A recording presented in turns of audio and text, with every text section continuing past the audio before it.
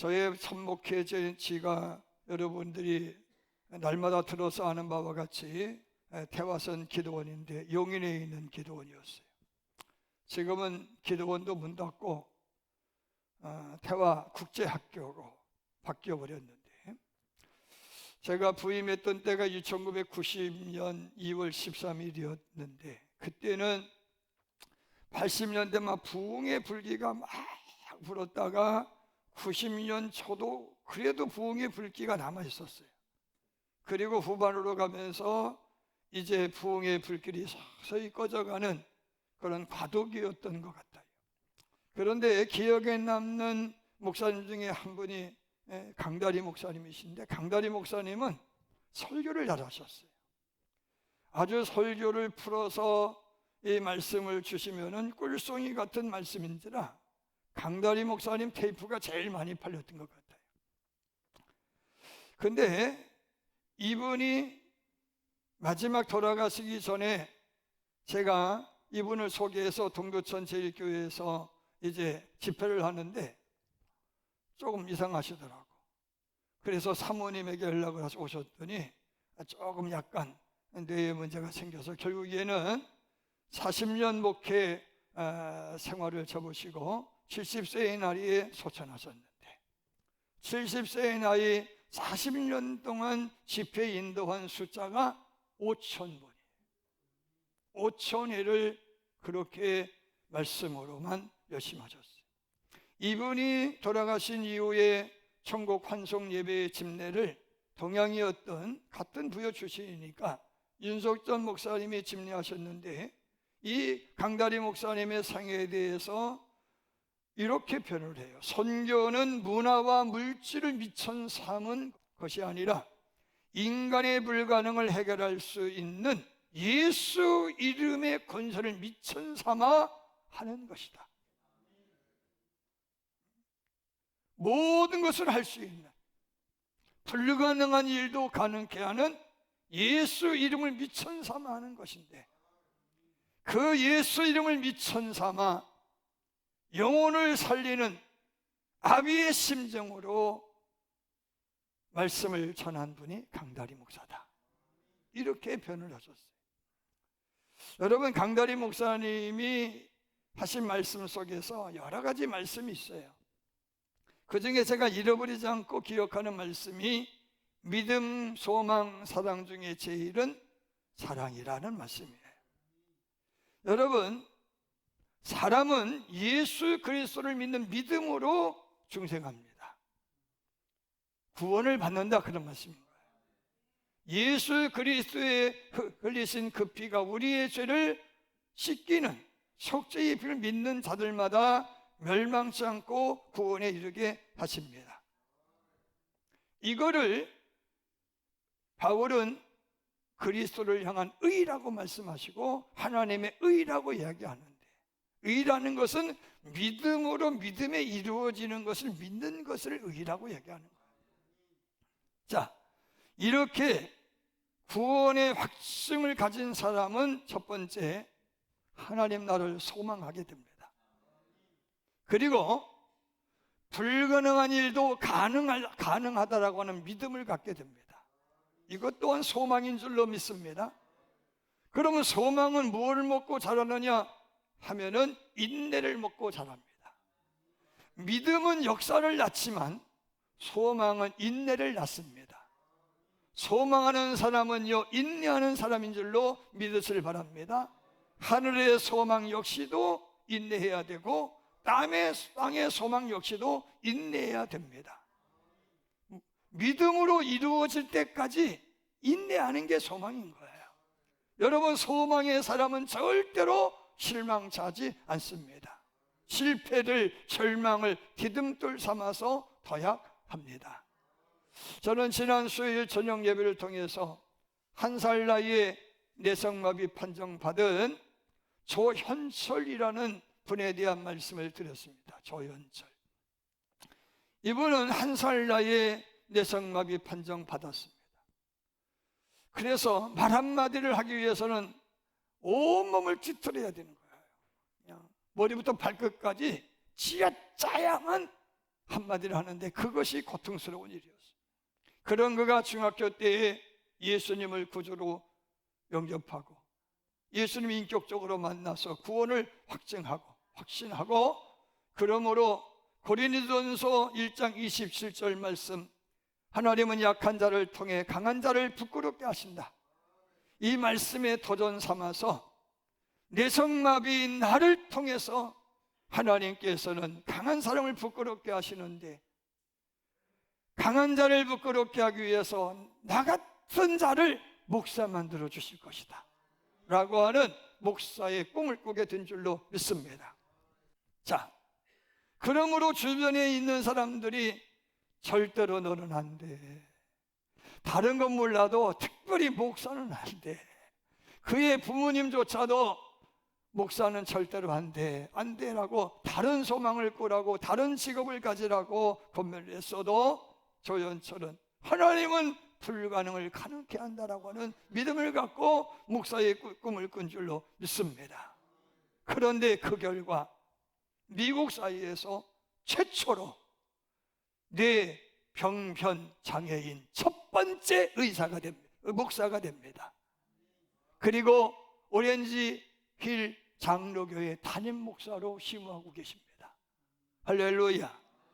여러분, 조연철이라는 뇌성마비 환자를 목사로 만든 것은 세상의 의학과 의술이고 세상의 교육도 아닙니다. 하나님의 말씀이고 그 말씀이 있는 믿음이고 그 믿음이 이루어진다고 소망하는 확신입니다. 할렐루야. 조연철 목사님이 쓰신 칼럼을 제가 읽어보니까 이런 말이더라고요.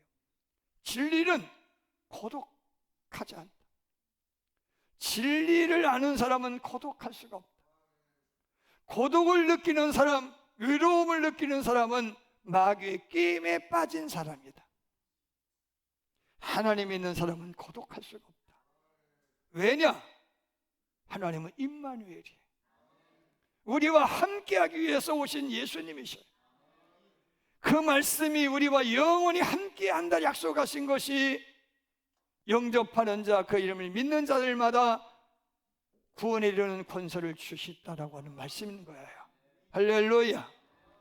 미가 선지자는 5장 2절에서 하나님은 천지를 창조하시던 상고 때부터 지금까지 앞으로 영원 동안 함께 하신다고 약속하신 줄로 믿으실 바랍니다. 하나님이 함께함을 믿는 다윗은 27편 1절에서 여호와는 나의 빛이요 나의 구원이시니 내가 누구를 두려워하리요 내가 누구를 무서워하리요. 여호와는 내 생명의 능력이시니. 할렐루야. 예수를 그리스도로 인생의 주인으로 믿는 사람은 범사에 감사하고 항상 기뻐하고 쉬지 않고 기도하게 되는 줄로 믿습니다.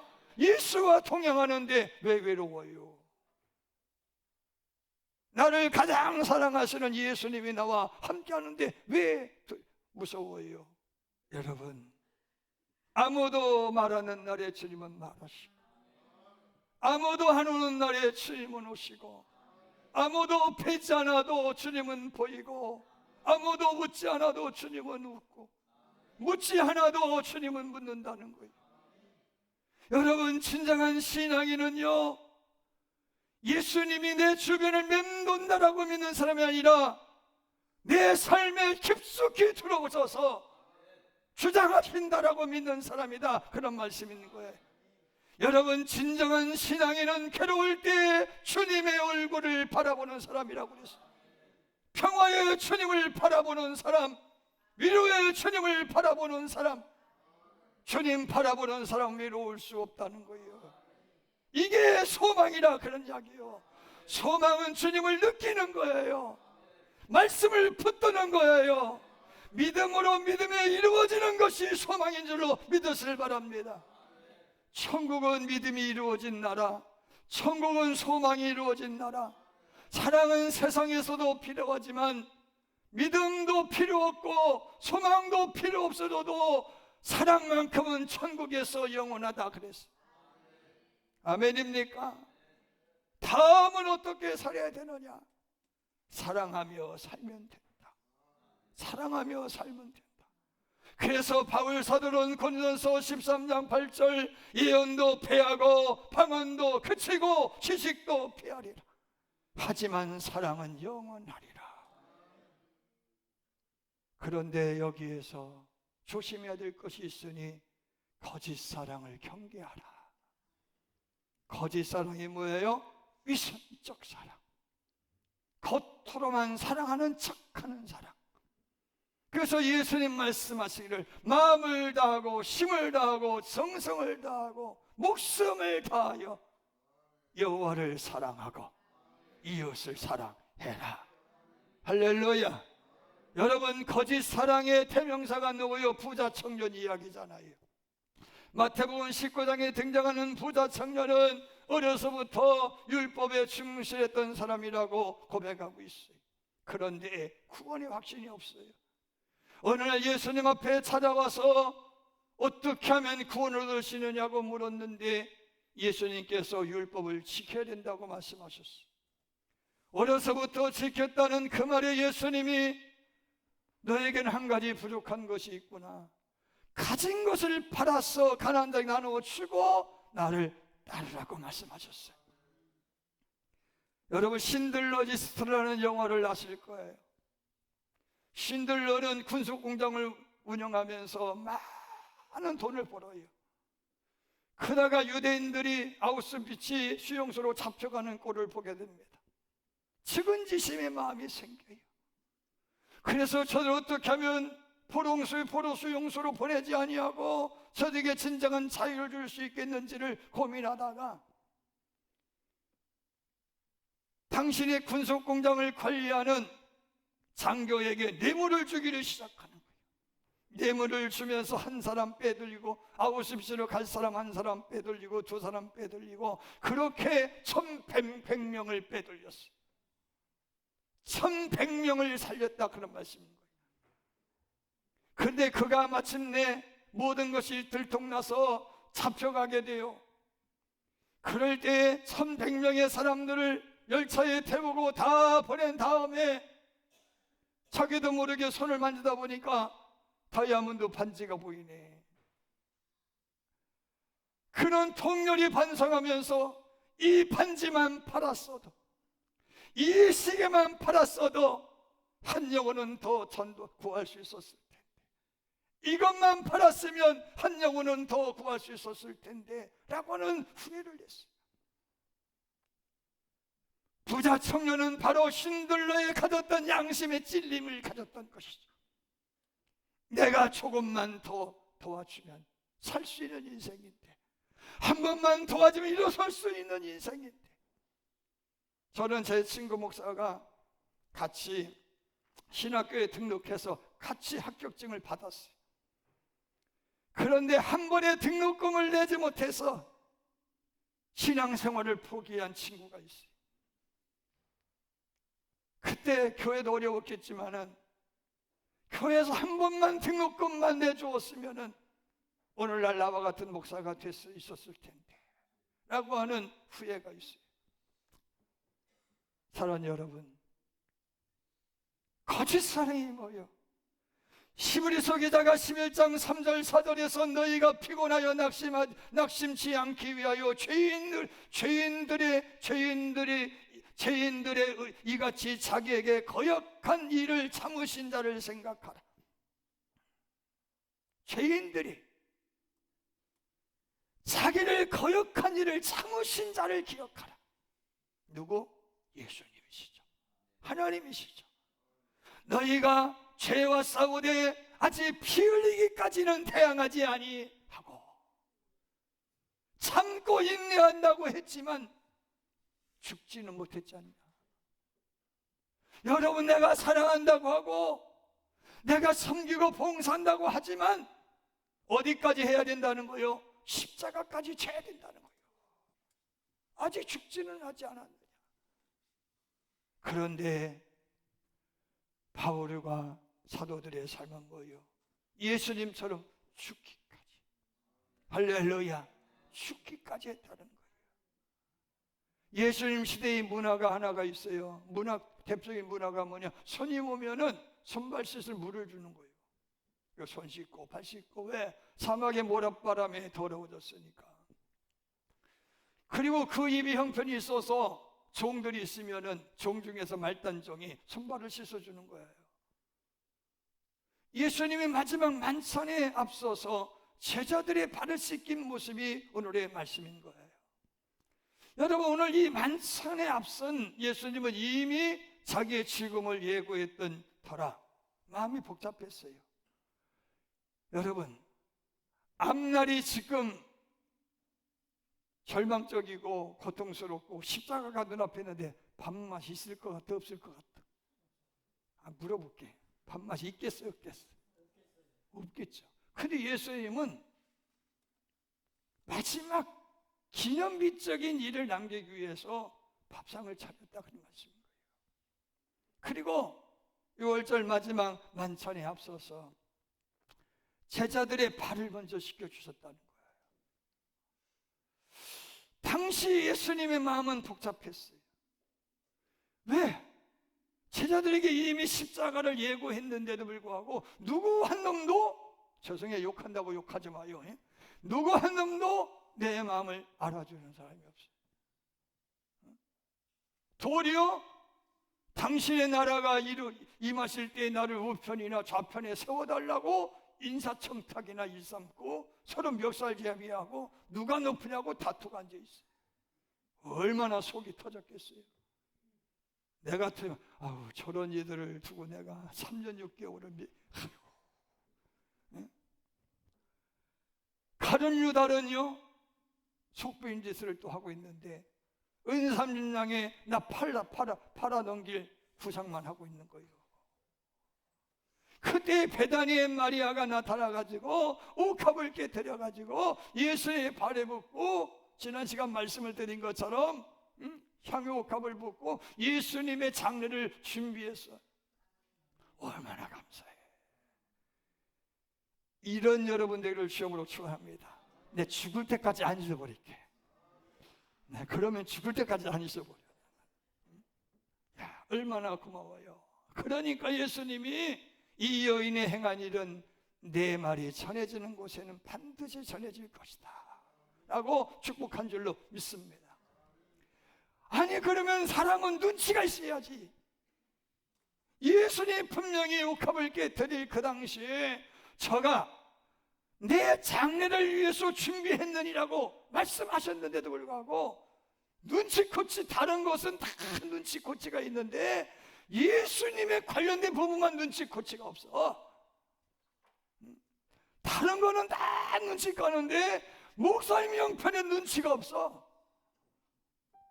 아멘이 없네. 그도 얼마나 마음이 속상했겠어요. 그러던 차에 예수님이 대하에 손수 물을 떠오시더니 그러고는 옷을 벗으셨다고 했어요. 얼만큼 벗었는지 모르겠지만 옷을 벗었다. 그리고는 허리춤에 수건 두르시고 무릎을 꿇고 제자들에게 안겨드린 발을 씻으신 거예요. 그리고 수건을 꺼내서 발을 씻겨드린 거예요. 여러분, 이미 목욕한 자는 뭐요? 구원받은 백성을 말을 하는 거예요. 여러분, 구원받은 백성은 어떻게 살아야 되는지를 가르치기 위해서 예수님이 세족식을 행하셨다라는 말씀인 거예요. 너희가 나를 선생이라 또는 주라 하니 너희 말이 옳도다. 내가 그러하다. 내가 주와 또는 선생이 되어 너희의 발을 씻었으니 너희도 서로 발을 씻어주는 것이 옳으니라. 내가 너희에게 행한 것 같이 너희도 행하게 하려 하여 본을 보였노라. 아멘. 세상의 관습, 세상의 상식, 규범을 뛰어넘는 사랑을 해라는 거예요. 그런 섬길 줄 아는 사람이 되라는 말씀인 줄로 믿습니다. 예수님은 70번씩 7번이라도 왼손이 하는 일을 오른손이 모르게, 억지로 짐지우고 오리 가달라고 하면 가라고 엇박지르면 기쁨으로 심리를 가지고.